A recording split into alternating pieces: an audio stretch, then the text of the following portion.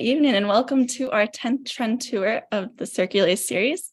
I'm Rachel Johnson. I'm the program manager here at CIRCULAZE, and tonight I have the honor of guiding you through our Trend Tour on digital solutions. So a little bit of background on CIRCULAZE before we start. CIRCULAZE was started last year by CIRCULAZE, and it's an impact initiative to create awareness, educate, and connect corporates and startups to accelerate the path towards a circular economy. So our motto is "Can't do it alone," which is why CIRCULAZE is only made possible through the support of our wonderful partners. In addition to the trend tours, we have invented a lot of innovative formats to get the word out about the circular economy. For example, this past spring, we hosted our first CIRCULAZE on tour, where partners had the chance to go in person to the BMW Recycling and Demolition Center in Munich, where we were able to see what happens to the car at the end of its life cycle.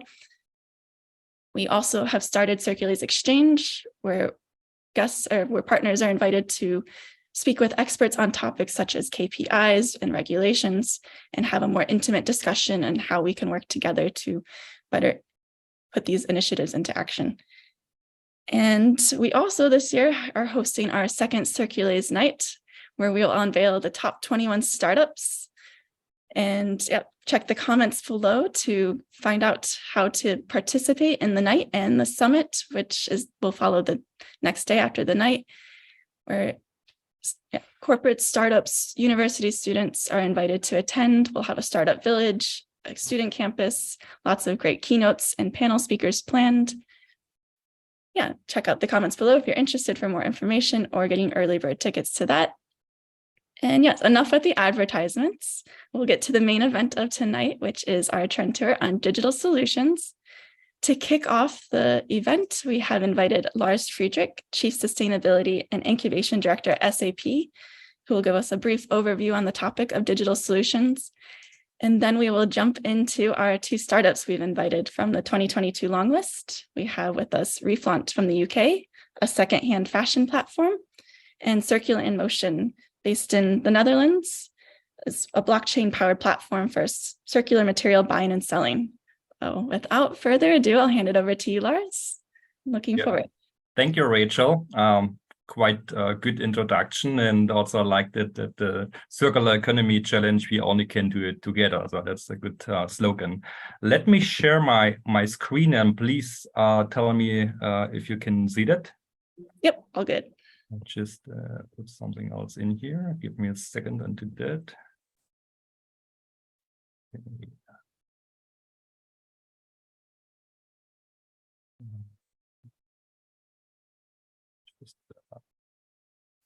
Okay, I will do it like that. Okay, good.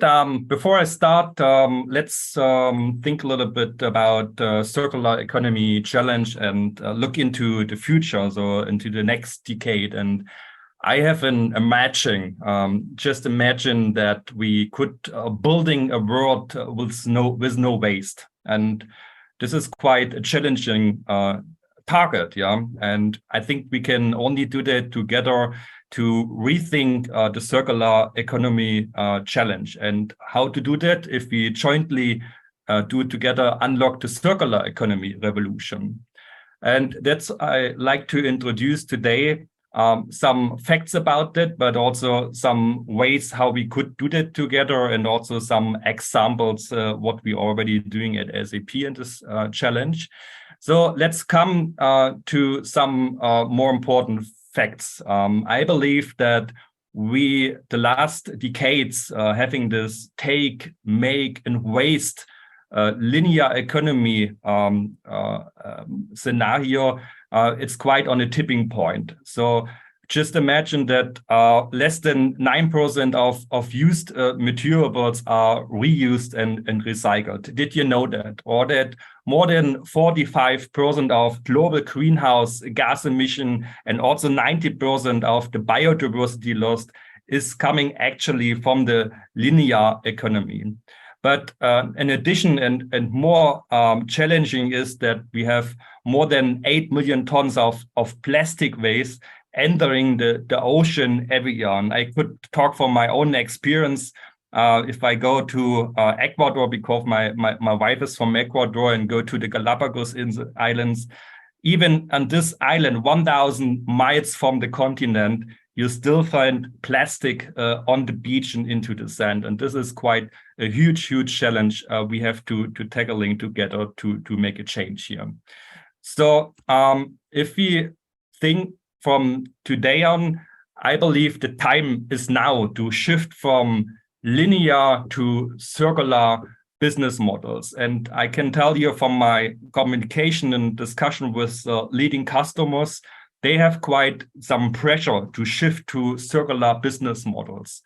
First of all, they see that scarcity of raw material, and this is also, you could apply that or turn it into a benefit, because there's also you could move towards more resource efficiency. So how to do that? Look into the circular economy or circular manufacturing. We actually could minimize the waste by using resources more efficiency. So this means less need for virgin materials and energy-intensive production processes. On the other hand, corporates, companies have huge challenges with this energy transition. So there's also cost savings behind it if we move towards a circular business models by extending, of course, also the life of products and materials, but also then speed up with the business and also taking raw materials and waste management more on the objective for better cost savings. Last but not least, there's also upcoming regulation, for instance, for the plastic tax, but also regarding the circularity of second materials, and specific also for many industry like the automotive. And this could actually also tracking the consumer behavior. So regarding more brand reputation, but also regarding the move to change your product portfolio to more circularity and environment-friendly products. And this fight for the climate change and to conserve resources and also reduce waste by adapting circular manufacturing practice, this I think will also automatically go into better brand reputation for each company applying the circular strategies.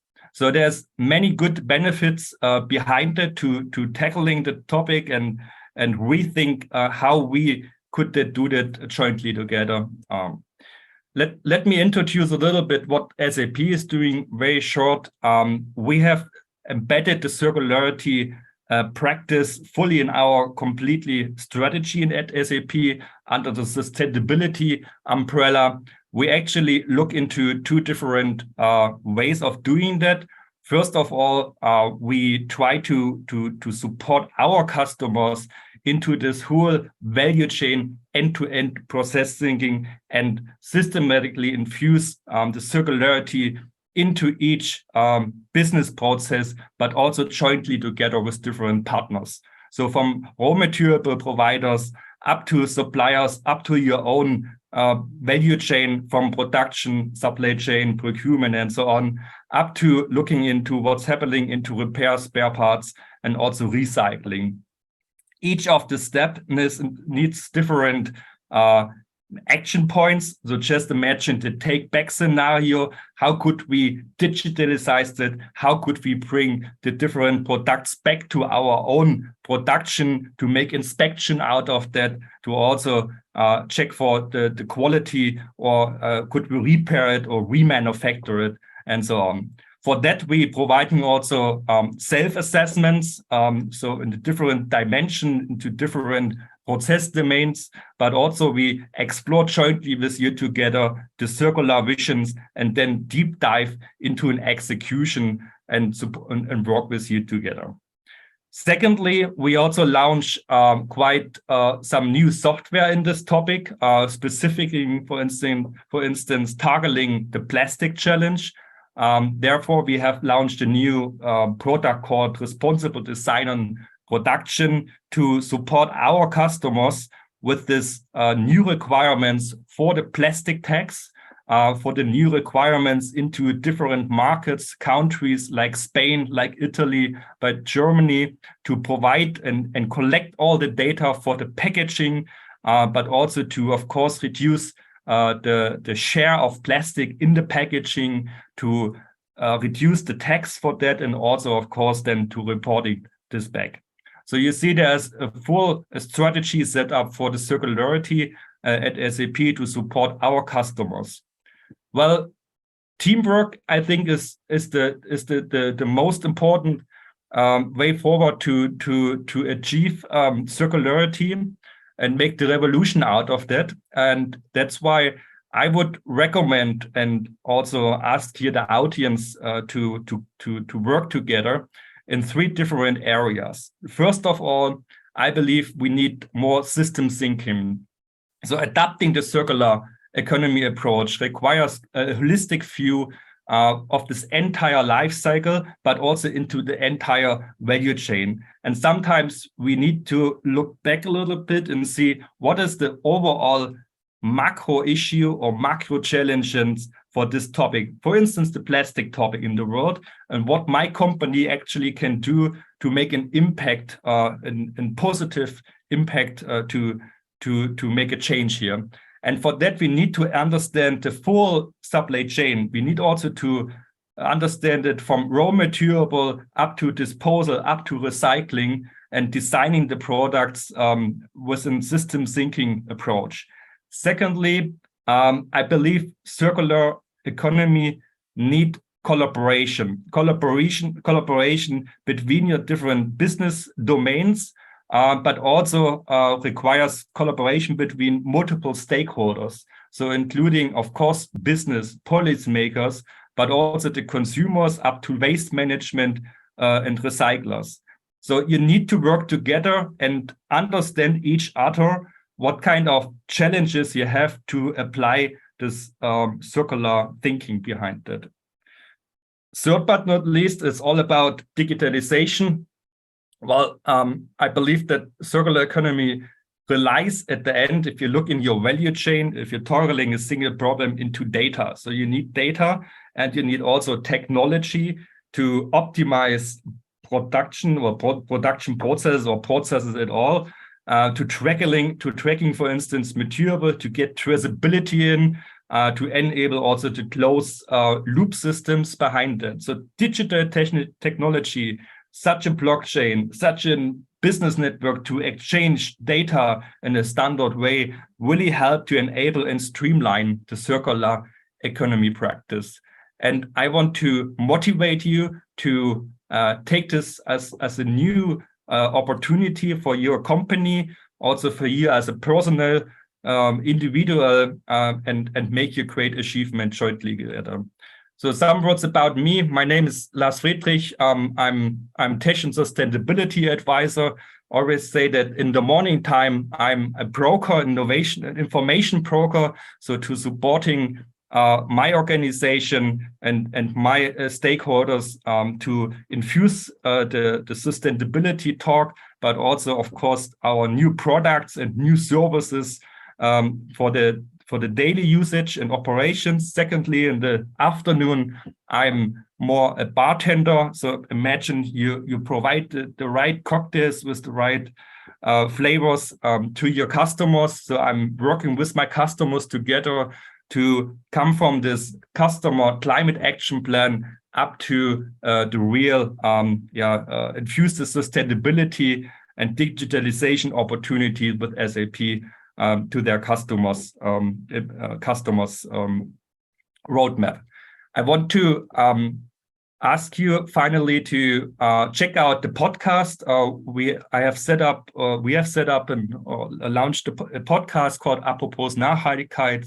It's a German-speaking podcast where we interview authentic German science experts and also industry experts regarding environmental and social challenges we have.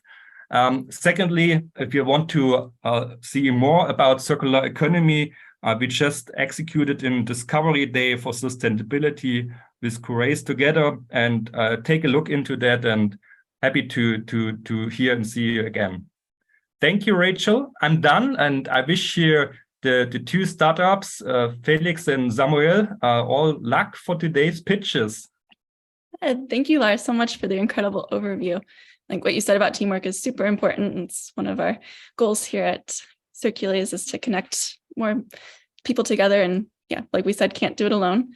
And yeah, interesting. You've been to Ecuador and the Galapagos. I was just there last month and also noticed the plastic issue is still a very, very prevalent for an island that you hear so much about conserving. It's be a good place to start and have more initiatives there as well. But yeah, maybe one question to leave you with and leave the audience with. If you had one tip on how all companies can take steps to become more sustainable, where would you start, or what would be your biggest parting words? Well, you need to understand your impact on circularity, and that could come from different perspective, I would say. This is, of course, the overall corporate circular strategy. But I would recommend that you go into one specific product and asking yourself, and together with many stakeholders from different business domains, what could you actually do to make a change happen here, to come to a world without waste, actually, and with whom you have to partner, which kind of design you have to change to use it later into repair, into remanufacturing, and others recycling opportunities there. So bring people together, look into one prototype, for instance, one product or service, and play around that you understand your different drivers behind that, impacts into different business domains for logistics, for procurement, for supply chain, and so on. And then track it, build a dashboard also behind it to understand your change, for instance, for the secondary quote, and so on. Great advice to start with. Thank you. Small steps will get us there at the end. Thanks. Thank you so much for taking the time to join us. It's been a pleasure, Lars, and hope to see you soon in the future. Thank you. Thank you. And yeah, now on to our startups of the night. First up, we will have Reflaunt from the UK. Representing Reflaunt tonight is Felix Winckler, CCO of Reflaunt. Reflaunt has a tech solution that connects retail brands and their customers to resell their fashion items in exchange for cash or shipping credits without leaving the brand's website. Retailers are able to track insights and analytics on a dashboard and have control over product distribution.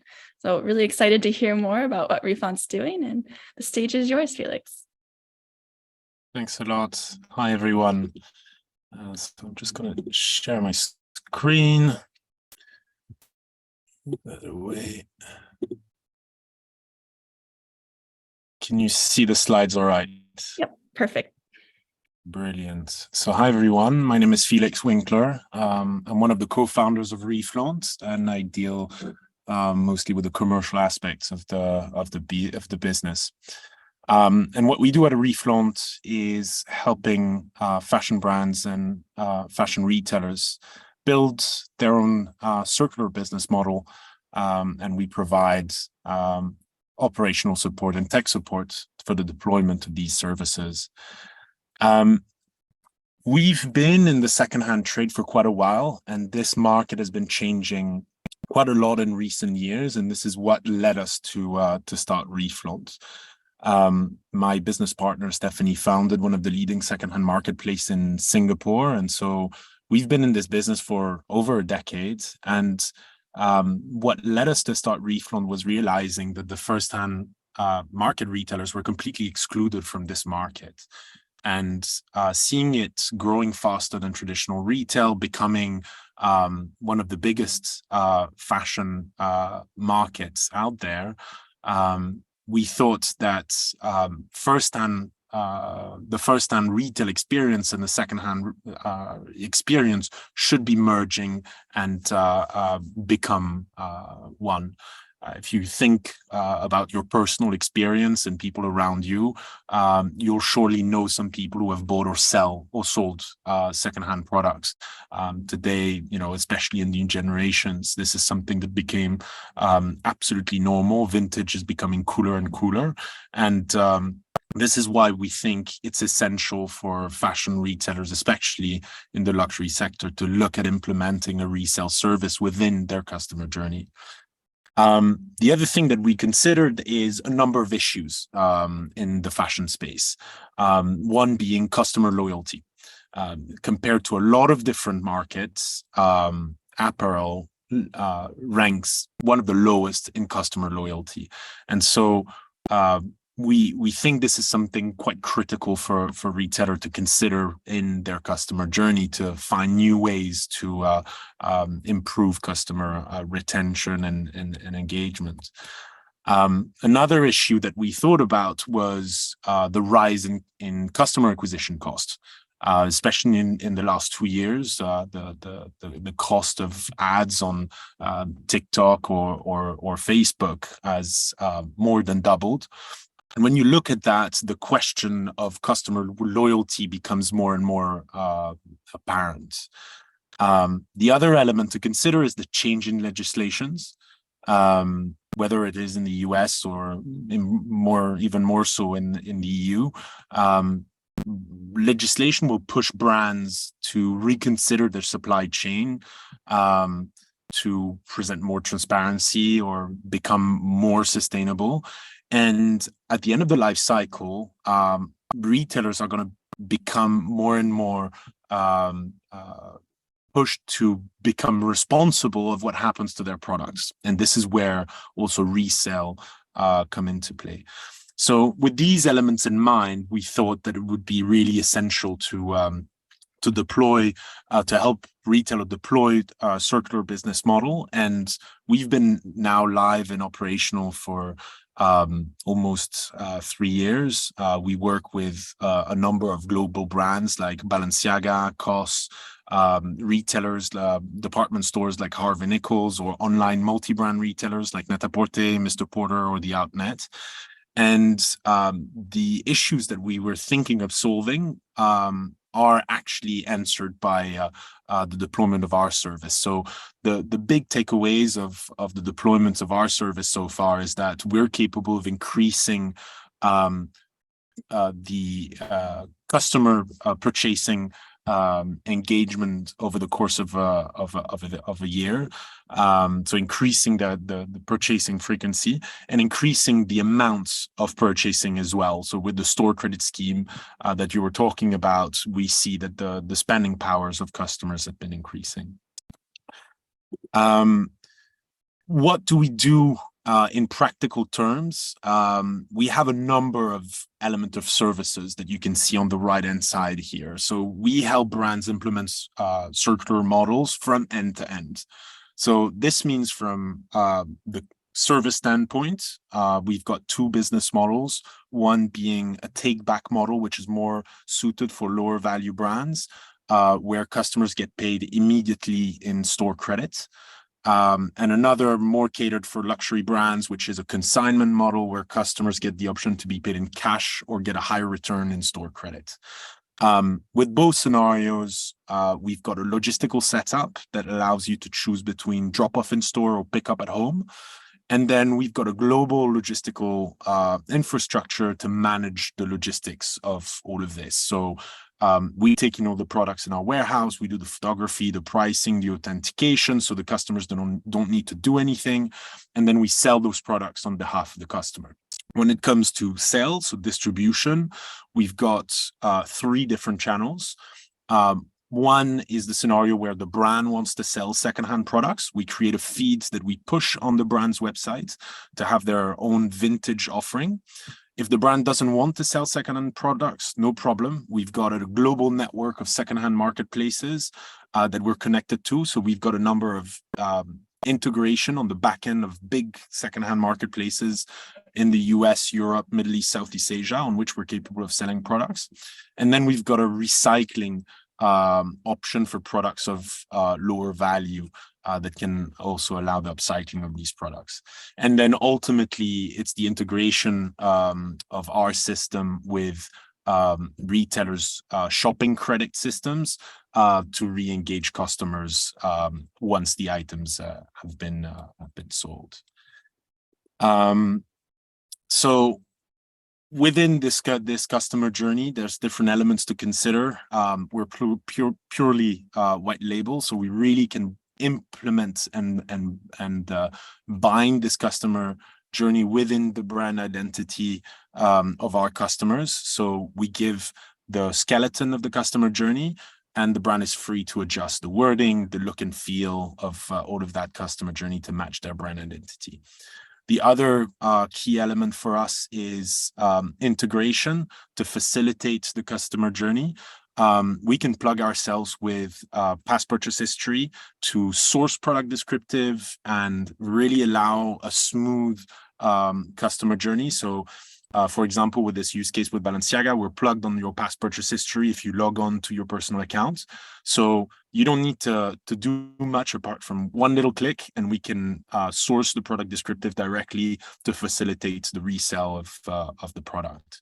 This also obviously helps us in the authentication of products, because with that we get the source of the purchase. Another key technological element that we've built is starting the customer journey from digital IDs.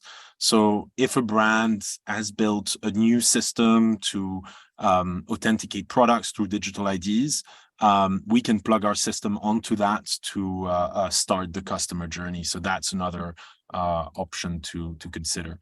Quick view of our global footprint. We've got warehouses in the US, UK, across Europe, Middle East, Southeast Asia, so we can go live already all across the globe.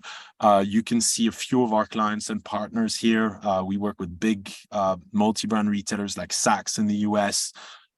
We sell through the biggest secondhand marketplaces across the world, like Vestiaire Collective, Rebel in Germany, Poshmark in the US, or the Luxury Closet in Dubai. So we've got a fantastic distribution network around the world. And this is something that is really unique with us. Because of that distribution network, we're capable of finding the best prices for each product, because the listing price will vary depending on where the product is listed. And so we can get the best price if there's demand in for certain products in certain areas, and really optimize the sale of the product that we can collect. And obviously there's also this partnership with TechState that we have, if our partners are interested to do recycling, or for all the products that we can't sell through these channels, so there's not a single item which is lost on the way. The learnings of what we've done so far. One customer out of 5 is a retail customer, so it's really interesting for brand to re-engage with new customers. So if I'm a Balenciaga customer reselling through the resale service, there's a chance that I've bought the product through a multi-brand retailer or department store. For a brand, it's really valuable to be able to capture these customers. Customers spend between 3 and 4 times the value of the store credit when they come back with the customers. So this is the top-up value that I was talking about, of increasing spending power of customers. And so we've really seen that we can increase revenue of the brand through the deployment of that service. So there's not only a positive impact of what we're doing, there's a real commercial opportunity behind the service that we're implementing. There's also a bit of data that we've gathered through different studies, through different brands, to really double down on the idea that we can increase the frequency of purchasing, the average order of customers, or the spend per customers. So we're really happy with the deployment of the service so far. And that's that for me. Thank you very much for this opportunity. And if you have any questions, very happy to answer them. Thank you so much, Felix. It was a very good overview of what you're offering. And think very important too to get the customers more involved in this, and you're going directly through the websites that they want to buy from in the first place. So that's a great way to start. And we actually have a question already in the chat for you. Lara asks, what are some of the common worries or obstacles from retailers to build their own resale journey? So I think it depends what type of retailers we're talking about. A lot of brands will say getting into secondhand is something that will cannibalize our market, our existing market.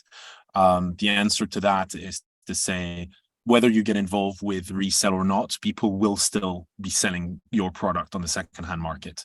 So this is a worry that a lot of luxury brands have. And my answer to that is to say, whether you get involved or not, my little sister will keep on selling secondhand products or buying secondhand products. So it's probably best that you get involved and, get the opportunity of doing something cool, like having a drop of vintage pieces once a year, so you can capture these, Gen Z instead of leaving them to a third-party player. The other concern is there a commercial viability of these models? And the answer to that is it depends how you do it, and the type of products that you're selling. If you're a luxury brand, the consignment model works really well. If you do the marketing behind it, etc., the value of your products on the secondhand market is high enough to really make it viable, economically speaking. When you talk about a more high street brand with lower value items, only a take back model makes sense. And again, in order to make it work, you need sufficient volume. And so if your view is, we're just doing a marketing stunt and just send out one newsletter, don't expect any result out of it. But if it's part of a broader marketing strategy and you want to engage your customers through the deployment of the service, then you will see the results that I'm talking about. Very interesting. Yeah, and we have another question. You're very popular tonight. Regarding the take back options, do all stores usually take part, or do you start with a few? Sorry, I didn't get the question. Regarding the take back options, do all stores usually take part, or do you start with a few? Right. So our take back model is digital. So the way it works is basically, obviously you can have stores where you start with a few, where you've got a basket in the stores, and then we come and collect the products through a direct contact with the store. But our take back model is digital, and the way it works is basically the best way to do it is we plug ourselves on the catalog of the brand. The customer just search for the products through by just putting the name of the products, click on the product, and then we generate a prepaid shipping label, and they send the item directly to our warehouse. So that's the model to do it. Using a DPD or DHL service, we really facilitate the process, and this allows us to have also a launch at scale, because the more people you have involved on the service, the more market you launch at the same time, the more volume you will get, and the more sense it will make, economically speaking. That makes sense, and keep it simple too. It's easier for everybody. Great.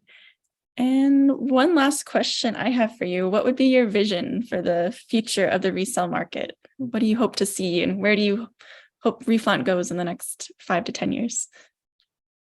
Yeah, so look, my view on this is that resale will become an essential component of retailers' customer journey.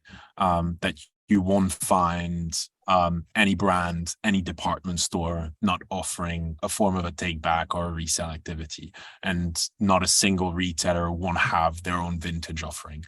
For the simple reason that it's becoming more and more prevalent, and that it's just inescapable.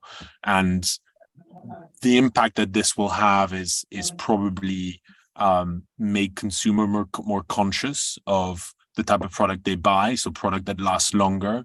It will probably have an impact on how we manufacture products, making them more resilient. And so, yeah, this is the way I hope things will turn out to be. Keeping our fingers crossed for you and looking forward to seeing where Reflaunt goes in the future. And we'll stay in touch and hope to see you at our summit in November. Cheers. But Speak soon. thanks for taking the time to join us. And all right. And next up, we have our second startup, Circular in Motion. Joining us from Circular in Motion is Samuel Martinez, co-founder and CEO.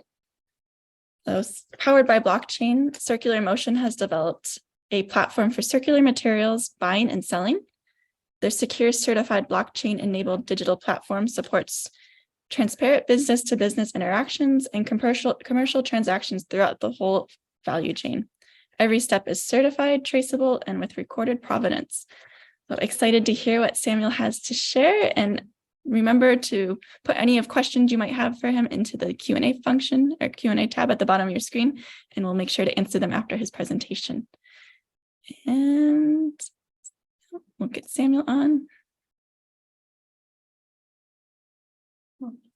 There he is. Hello, everyone. Do you hear me well? Yep, perfect. Great. So let me share my screen. You should be seeing it. Let me put it full screen. Looks There great. you go. Good. So let me briefly introduce what Circular in Motion, and particularly CIRCULAZE, which is how we call the platform, it's about. So basically, it's all about circular businesses, and we do that from a pure business-to-business model, and we have an exclusive focus on materials. Doesn't mean that we will only do that in future, but we started with purely business-to-business transactions related to materials because we want them to be reused, reincorporated back into the economy, and turn them basically from waste to value, because waste is waste because it has no value, but whatever you give value to these materials, then they become a resource.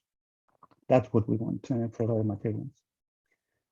So we are a startup which is rather different from others because we are not a bunch of teenagers. Although we wear broken jeans and t-shirts, we all have either gray hair or no hair. And that is basically making us a very experienced team coming from the industry, from particularly the plastics and chemical industry. That's from where we come from. And that's why the reason we at Circular in Motion started to focus on this particular industry as the first one where to implement this solution. We have a wealth of experience as well in digitalization, in creation of e-commerce platforms, and digital sales channels for a number of large corporates. And that's been the experience we've been building on. In terms of what is the situation, particularly for this specific industry that I was talking about, the plastics and chemicals. The problem is huge, and that was partially said by Lars at the beginning. There is a huge problem with waste that not being valued. There is a problem of coordination and connection between the people working and the industries working through the value chain. There is not enough and not much, to be honest, transparency and traceability, and that is an issue when it's specifically related to the circular economy, not for the linear economy, because that's not so much important, but certainly for the circular economy, yes, because you need proof of origin and to understand what's been the journey of the material throughout the value chain to justify the recycled contents and so on. And as well, there is a huge problem with the standardization. I mean, there is not enough the same common way of understanding what a material is, what type of characteristics it has, because then it's very difficult to identify in which type of applications can be used and how can be incorporated, and what type of effect will have in terms of characteristics, processability, etc., by different actors that will transform these materials into new products. The dimension is huge. I mean, it's globally, we are talking about more than 350 million tons every year that is just disposed and becomes waste. And most of it, more than 90% of it, is just not recycled. It's just either in landfill or incinerated, best case, but most of the times ends in the environment. And that is a huge loss to the economy, to be honest, because that's a material which has a value. It's true that plastics is rather cheap, and that's one of the problems, because then we collectively don't give that a value, because just a bottle, let's say, of Evian or a Coca-Cola, a PET bottle, will have a very limited unitary value, that then when collectively you just put them all together, that is pretty much 70 to 100 billion euros value that gets lost.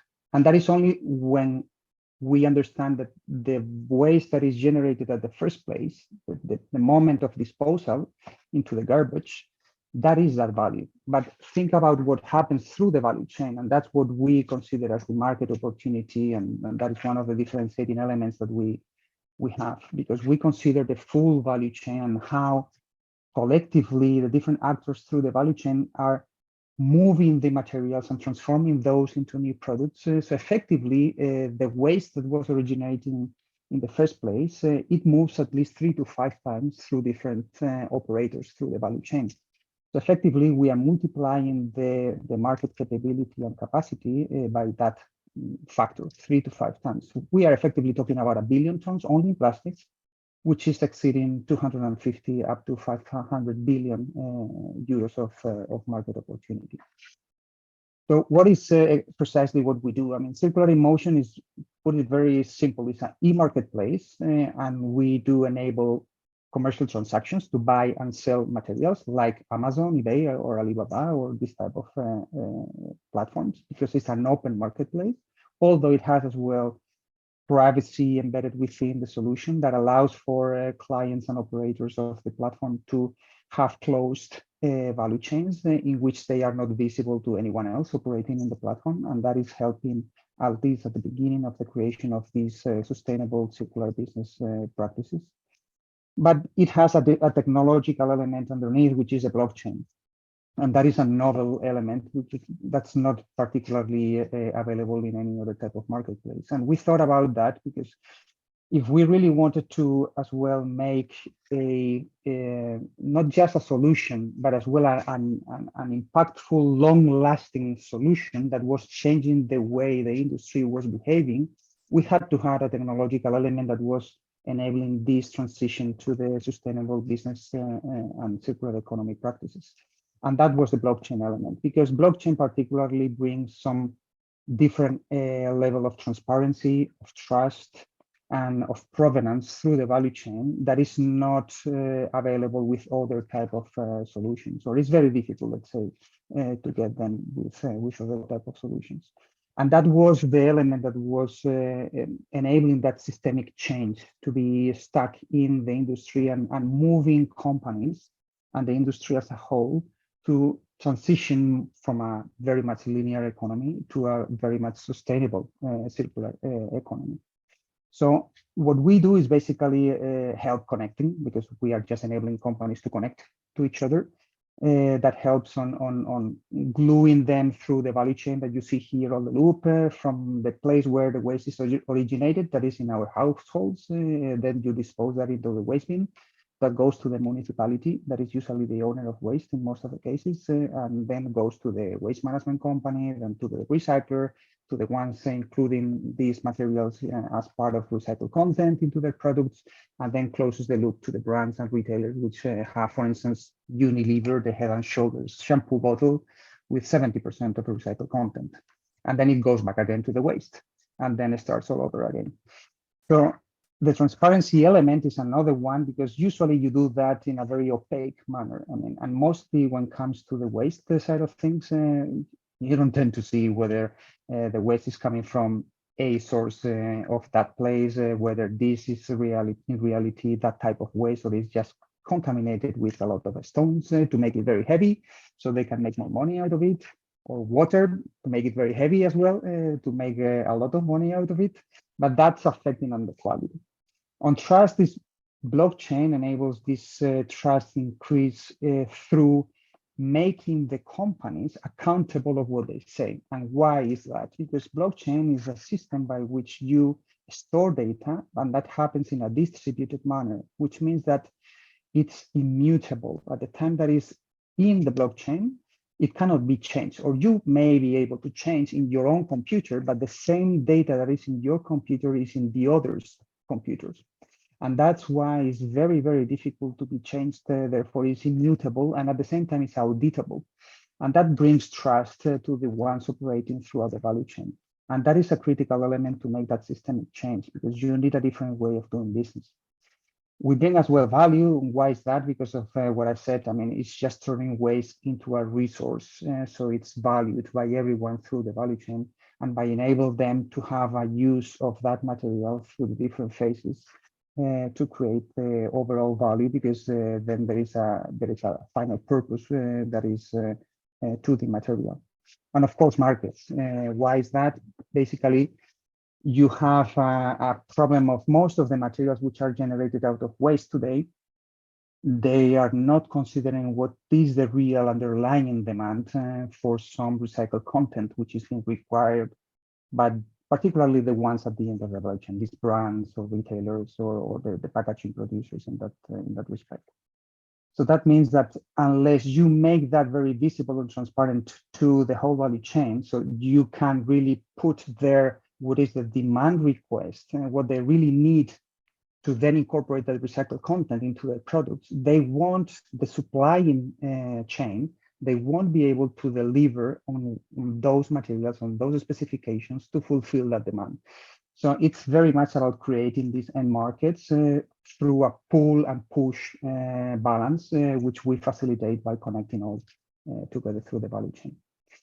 So we bring another element into the equation, which is sustainability. Of course, that is intrinsic to the business model, because we play with recycled, sustainable, bio-based materials only. But it's not just about fostering the increased use of those. It's about what you do with them. You need to really measure and report on what is the impact. So these companies can really evaluate what is their impact in the business, not just at a material level, which is, okay, what is my footprint of that material if compared to other solutions out there, but as well at a transactional level. So what is my sale of that material? How much footprint savings has been done? What are the level of resources that has been diverted from the environment? Because I'm just putting those into a new product that is incorporating that as raw material. What is the value that I generated? What are the certificates that are created through the transactions? So all that is about measuring, gathering data, and capability to report on that, particularly important for the compliance for these new upcoming regulatory and regulations and laws that are coming, basically forcing companies to demonstrate the recycled content they put, how circular they are, the savings they have in footprint in their operations, and. That will be enough, but that cannot be fully executed, particularly in a business-to-business e-marketplace, without the logistics, because at the end we are talking about moving materials from A to B. And for that, you need to have a very reliable value chain. And that was particularly evident through the COVID time. We had a disruption in value chains all over the globe. So it was very evident that we had to make a robust ecosystem to protect the functionality and viability of the platform in the way that we need to make things simpler to the companies buying and selling. And that is a solution that we decided to build on our own, which is a standalone logistics solution embedded within Surimo that is enabling on these transactional connections with logistics, transport companies, and providers of move of material that are offering their services at a known price with known routes to deliver from A to B at a known cost with a known footprint, depending on the fuel they have or the type of transport vehicle that they use. So the clients can make an informed decision on whether to sell to client A, which is located in this country, versus selling to client B, which is located in this other country, makes more or less sense from a sustainability point of view. So how is circular motion then versus the pack, let's say? You can already identify that here there are two types of solutions altogether. So one is the real e-marketplace, which is what is the platform. So effectively, you have others out there, although some of them or the majority of them tend to as well sell or accept linear economy materials. When we don't, we exclusively offer recycled materials, sustainable materials, or bio-based solutions. And then you have in the other spectrum, the technology ones, the blockchain operators, which are basically focusing themselves in the value chain traceability with proof of origin, some via blockchain, some others not, and they do with different means. But talking about blockchain, you may have, for instance, these three, and one is, for instance, from SAP. But then what we do is just bring it all together in one solution, and it's just a plugin solution, doesn't need too much engineering. You just need to register, start operating. It's a web-based platform.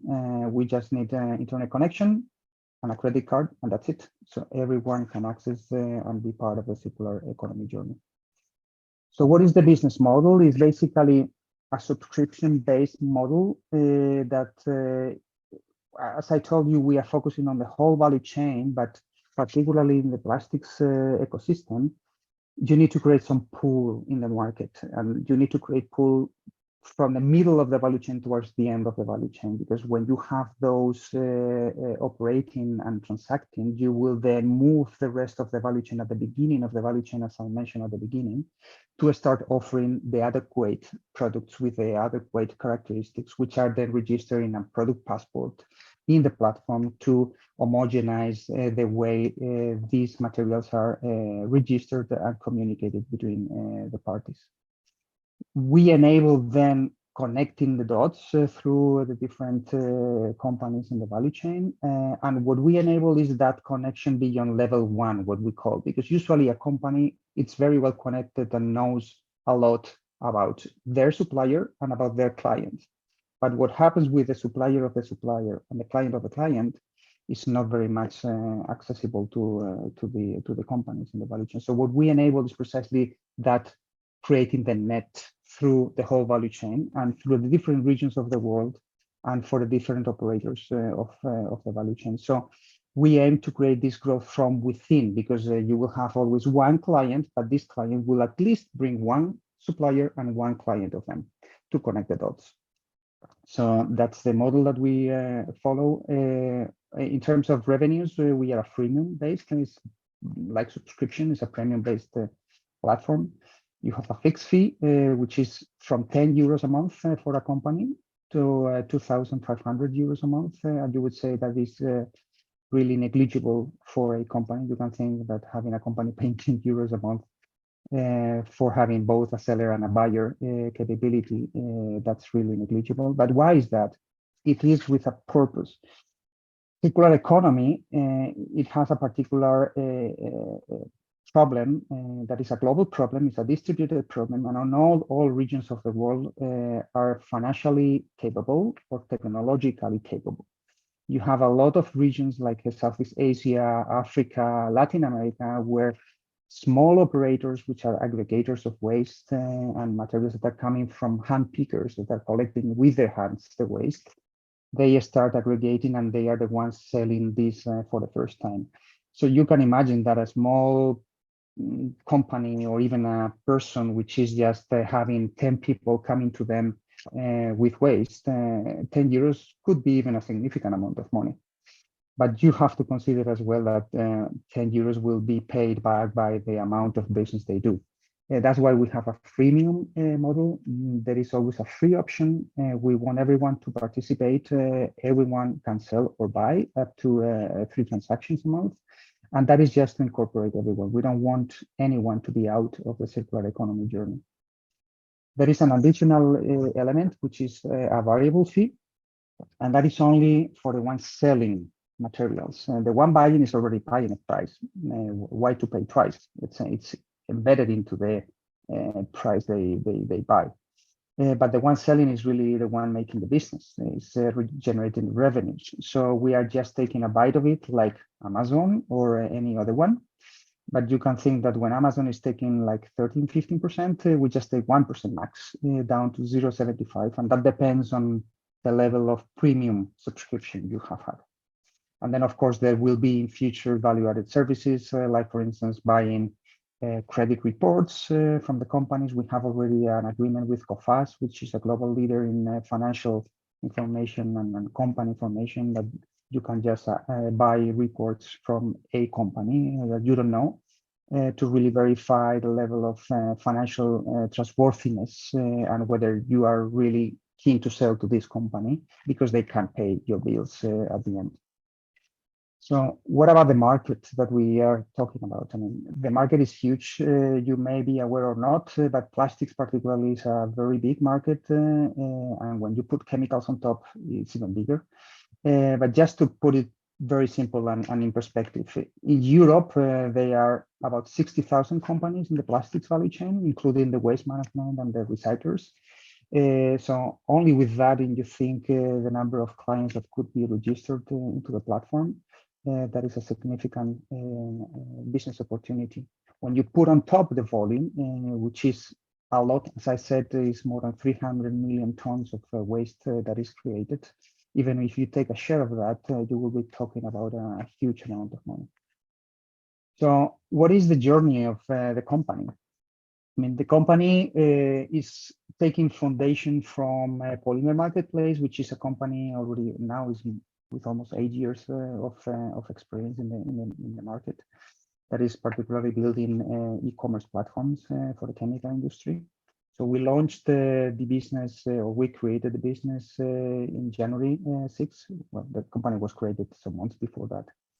Then we got into the Alliance to End Plastic Waste and the Plug and Play Acceleration Program in the Sustainability. We were selected as one of the top 10 companies that were helping particularly the Alliance to End Plastic Waste fulfill their aim and their mission, which is end plastic waste in the environment.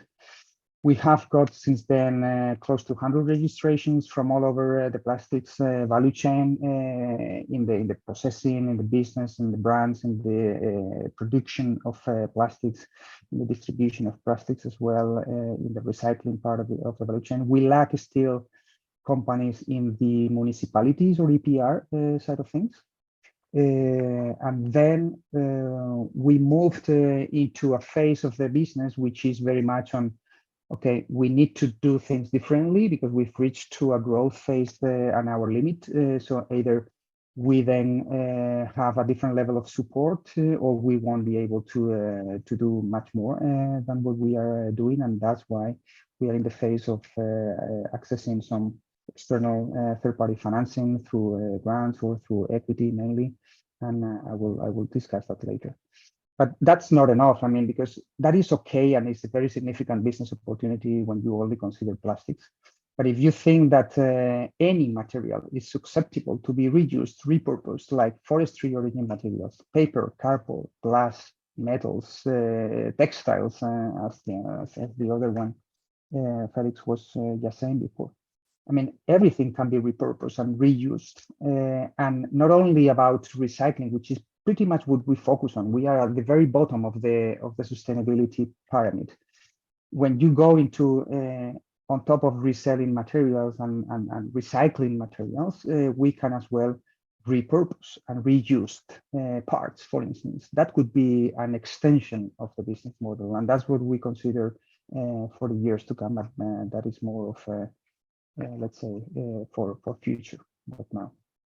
And why now? I mean, it's evident there is a huge push to get more efficient businesses in terms of sustainability.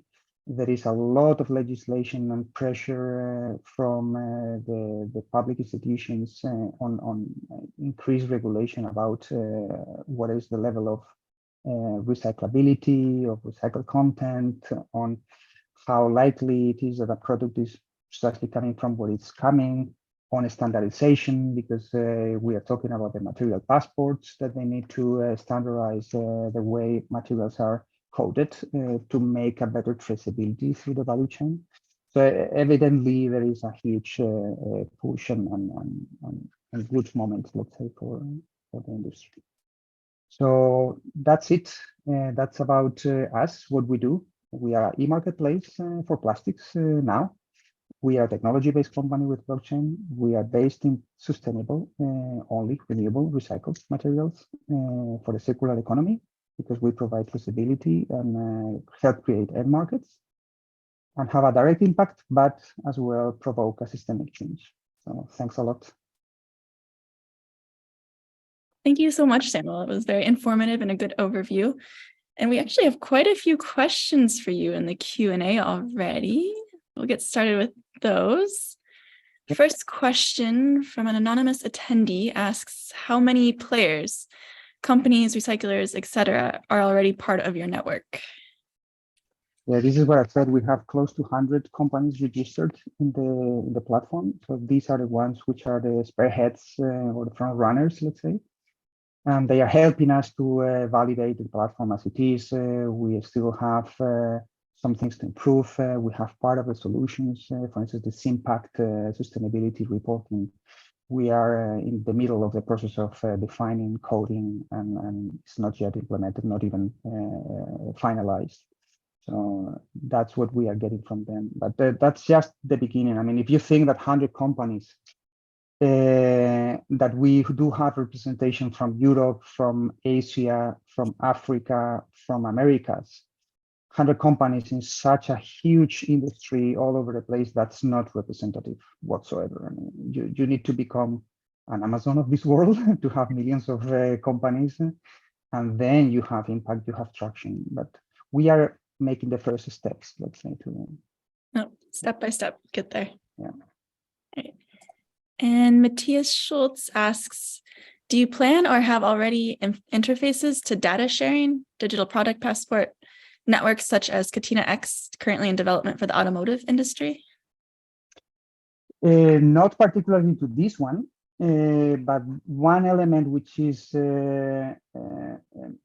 basic for us, and that's one of the elements that we think is a success element that everyone that is thinking to develop solutions for the circular economy should have or think about, is the interoperability and interconnectivity between systems. Because we come across about a bunch of solutions which are very nice, very good, but they are siloed, they are independent, they don't enable connection and sharing data with third-party systems, and that's a pitfall. That's a fall in the business model, because you will never be in the future business and economy and industries where we are heading to an isolated one. You will always be in a collective environment, interconnecting with others, and particularly the digitalization. It's a must. You will interconnect with other systems, other computers. So circular emotion is being designed in such a way that has that interoperability and connectivity with anyone. Even though the blockchain is an open blockchain, designed in such a way that can ingest data from other third-party blockchains and export data to other blockchains, because we cannot force clients to be only part of our solution. Of course, they can go and in and out and operate in other platforms and with other solutions. For instance, there may be someone that is using CIRCULAZE to trace and have the blockchain for the process. But whenever they opt to have a digital sale or expand their market by going into online sales for reaching a number of clients which are not of their today's pool of clients, then we can import and then present that data to the future buyers. So that's something that we do. When it comes to the passports, we do have, as I said, some templates which are embedded within the system, and that's what we call the proto passport. Everyone is talking about the passports. But one differentiating element that we have versus others is that we ingest an increased number of data into the blockchain that includes the material specifications and details that is not usually the case. You usually just register elements of the transactions, the client, the type of material with a code or whatever. But what we include is, this is a material, for instance, high density polyethylene, of these characteristics, of this density, of this melt flow, suitable for this specific application, coming from this PCR or post-industrial application, suitable for food or non-food, is being washed or not. I mean, everything that relates to the material is there and is visible to anyone, which helps on understanding whether that's suitable for application A, B, C, that's going to fulfill my demand as a buyer, or I, as a buyer, can steer the other to supply to me what I really need, which is a food contact material of this melt flow for this specific application to produce a shampoo bottle. Otherwise, I will not be able to have a shampoo bottle. It's important, all the details, and very transparent too, and when you're dealing with it that way. And yeah, Matthias has a second question as well here. As you talk about cross-border business, would you also support players in dealing with the hassle of cross-border waste regulations besides of the transaction itself? That's very much related to what documentation you have and you prepare, and that's part of the logistics platform. There is a number of required administrative paperwork that needs to be done and agreed upon the parties. That can be streamlined. In fact, one element which is enabling a better functioning ecosystem is the digitalization, because you can have smart contracts, you can have digitalization of paperwork that is very cumbersome today and is based really in paper, faxes, emails. You have it, everything centralized, digitalized, and can be very much shared amongst the parties. And once certain conditions are fulfilled, then smart contracts can be triggered. So, okay, this supplier has fulfilled document A, B, C, D, and within the conditions that should be, and therefore the transaction can be fulfilled and the shipment can take place. Therefore, the payment can be released. So all these elements can be, but that's part of, I mean, some elements are already operative and existing. Some elements need to be still coded. Very impressive what you've already accomplished in such a short amount of time too. And maybe to finish tonight, what would you need most to make your vision come even further and to expand? Well, that's a good question.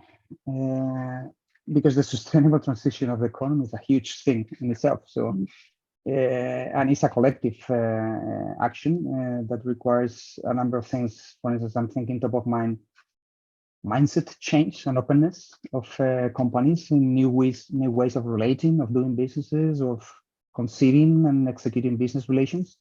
Meaning, I'm going to do that digitally, not by taking the phone, for instance, I'm usually doing. But as well on, okay, I do need then to start monitoring what I'm doing and reporting on that, because then either I do it or I will be forced to do it. So I better get prepared now.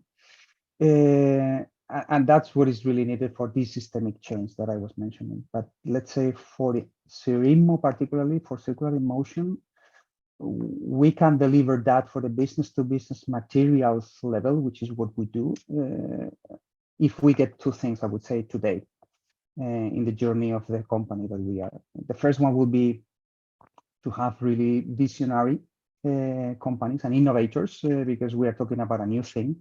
So you have to have that openness in the mindset, that are clear about the importance of the sustainable, the circular approaches and solutions, and to do one thing particularly, which is willing to both help and learn with us by participating in proof of concepts, which are paid, and that is ranging between 10, 20, 30,000 euros to cover the cost of implementing the solution and to running all the testings and validations and all that.